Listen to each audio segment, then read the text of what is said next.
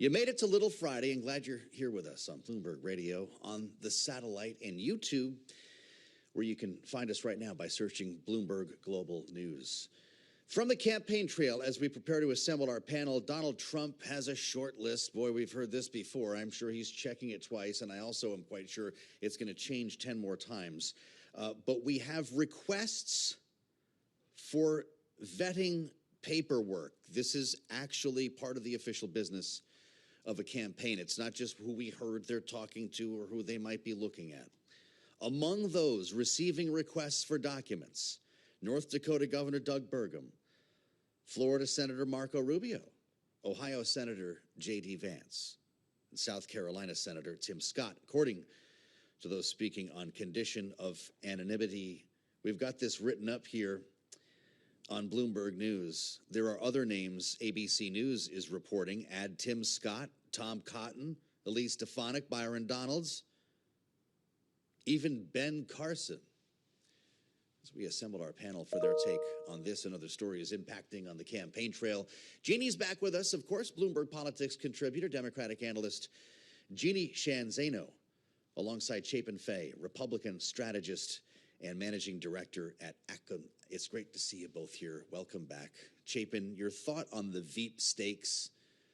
What is Donald Trump, I should say, looking for in this case? Because the old traditional equation was geography and maybe an issue where somebody might be able to fill a gap of experience that the top of the ticket was showing. Does any of this stuff matter anymore? Well, I was going to level set with, when it comes to President Trump, it's sometimes hard to predict. Like you said, the old traditional way of thinking about your vice presidential pick is, geography, voters, votes, issues. But also what you didn't mention is every time it's also a personality symbiosis that you're looking for. So all these people that you listed, Trump has to be comfortable with them. I think for President Trump, it's someone who maybe has a different constituency, a unique constituency, someone who complements his style, someone he's not going to have to fight the limelight for, someone who can handle the limelight that they're going to face. So there are some other considerations going in for President Trump, for sure. These names are all pretty Trumpy, I have to admit, Jeannie. We got a good amount of overlap here when it comes to the general aura of these politicians, with maybe the exception of Doug Burgum.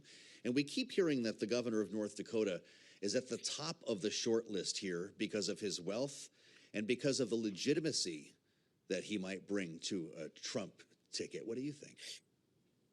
Yeah, I have long been saying that he is on the top of my short list, not that it matters. Yeah. But I do think he's a very attractive candidate to Donald Trump because of his wealth, because of his positioning, because unlike somebody like Marco Rubio, who's also on the list, he's not going to necessarily show up Donald Trump. He doesn't come across as ambitious in the same way Marco Rubio does. But I also think on this list, what's fascinating is who's left off the list. I would note we only have one woman on this list, Elise Stefanik, which is troubling to me. Yep. 3 black men, which is a good sign. But look who's left off, Kristi Noem. So I think we can all agree that there is a line and a bridge that Donald Trump won't cross, and it's killing dogs, because otherwise he may have been on it. So I think who's left off is just as interesting as who's left on. Again, this list could probably change an awful lot before he has to make this big decision. Well, it's interesting, as Jeannie points out, the lack of women on the short list, Chapin. Donald Trump held an interview, it was on Fox News, and he was talking about the issue of abortion, reproductive rights, as we saw this vote take place in the Senate yesterday. We await a ruling on mifepristone from the Supreme Court. Quote, "I think the Republican Party has done an amazing job in certain ways," Donald Trump said, "but they've never understood how to talk about it," referring to abortion. "It's hurt the Republican Party. It's hurt some people. Exceptions is very important," unquote. He said he wishes Republicans could talk about it correctly. What does he mean? Well, I think he means he'd like people to talk about it the way he does, or he wants them to. But I think what he's talking about is, the hard and fast pro-life position is out of step with the majority of Americans. That's almost always been the case. and is the case now. So I think he's talking about there has to be some compromise, right? I think he's a deal maker, and that's the way he thinks in terms of, and the exceptions are important to him. And, you know, the pro-life side of the aisle would not call him pro-life, would not think he was one of them because he has said that he stated about the exceptions. So I think that's what he's talking about. I don't know that he's even talking about the way the message is communicated. I think he's talking about the substance, that he believes the exceptions are important. And, you know, here in New York, sometimes we call that legislatively pro-life. That was before Roe v. Wade was overturned, in that, you know, you're against it, but you believe the current law should stand, and you should work to minimize the number of abortions.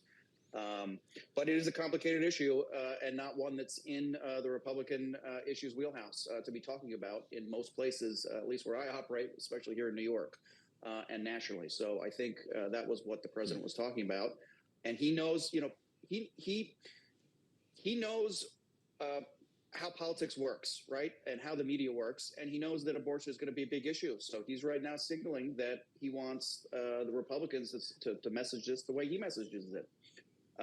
And because he knows the way he messaged it is much more acceptable and better to, you know, the pro-choice voters. If you're with us on YouTube, you're seeing him at a UFC fight. So there you go. With that, I don't, Jeannie, he's been all over the map on this issue. He did say before the Roe ruling and in the wake of the Roe ruling that this was not smart politics, that Republicans would lose suburban women.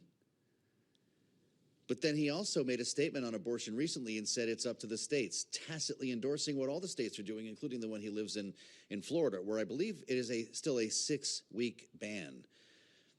How will he message this issue to the mainstream in a general election campaign the rest of this year?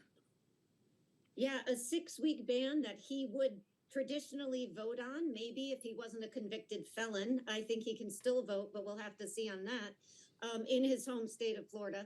But the reality is, hearing Donald Trump, you know, criticize other Republicans, far be it from me to suggest that he has to look at his own messaging. I mean, he's on the Pittsburgh radio station a few weeks ago saying he's open to states restricting birth control, which leads us to the Senate bill yesterday that failed on contraception. So his own messaging, and you just mentioned another example on abortion, leave it up to the states. So his own messaging is a little bit out of sync with the mainstream, or a lot out of the sync with the mainstream as well. He's right on the politics. This issue has hurt the Republican Party enormously since it happened in red states. Democrats have been doing shockingly well. And so, you know, he is absolutely right to point to it, but I don't think he can look at himself as a model of messaging on this issue. And it is going to impact, or it should impact, his choice of a vice president. You know, Marco Rubio, J.D. Vance on this short list, they have very, very stringent opinions on abortion.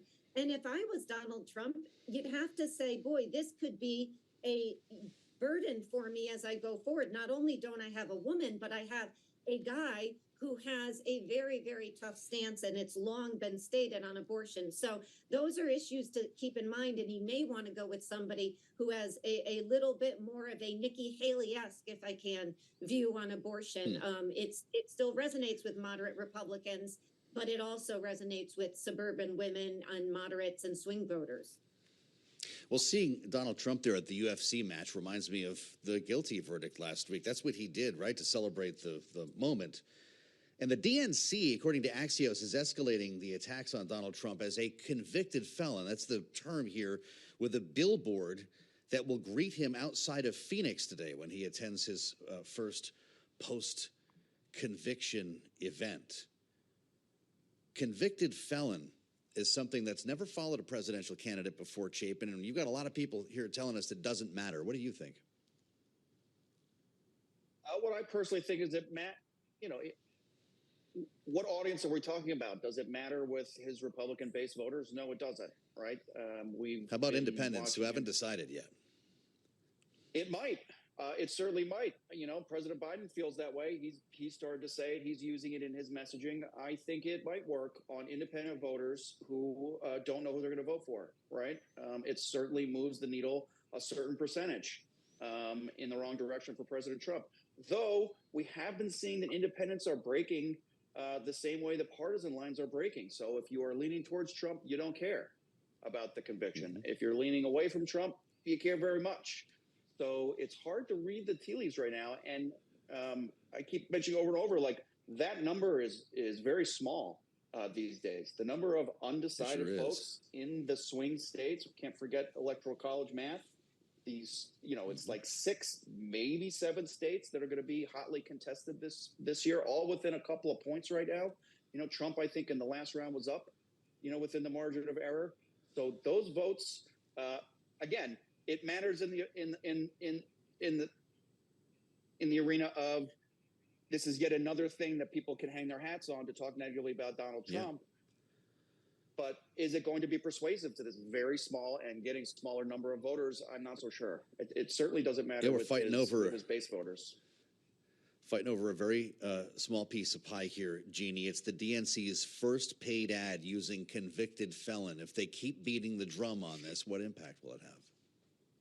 We don't know yet, and there's been a huge debate on the Democratic side. I think it really depends on district and state. I don't think it's something you're going to hear, say, John Tester talk about in his reelection. But the reality is that most Democratic strategists are saying use it to the same degree, if you can, that Donald Trump would, and by the way, did on Hillary Clinton, and she wasn't even charged with any crimes. And he was making that case days before the 2016 election. So you can imagine if the shoe was on the other foot and Joe Biden was a convicted felon, how much Donald Trump would be using it. They're saying you've got to do the same. You've got to keep reminding people and give moderates and those swing voters that Chapin was just talking about permission to look elsewhere, or at least stay home. Because let's face it, at this point, with the polls as close as they are, the Biden team needs every vote they can get in these 6 swing states. We'll cue the retribution tour. Donald Trump back on Fox, as we mentioned last evening, and Sean Hannity continued to ask him about this idea of jailing his political opponents, should he have the opportunity, or at least pursue their indictments. It would be easy to do, Donald Trump said, quote, when this election is over, based on what they've done, I would have every right to go after them, unquote, which we'll be following up on with our panel.